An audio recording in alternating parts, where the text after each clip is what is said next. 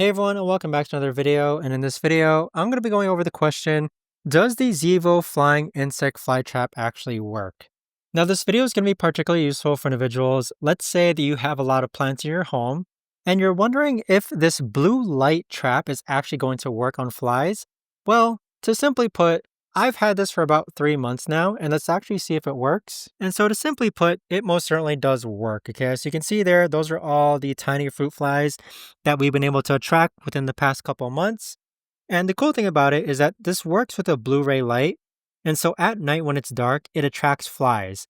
And then the flies get stuck on the sticky pad right over there. And so this sticky pad is disposable.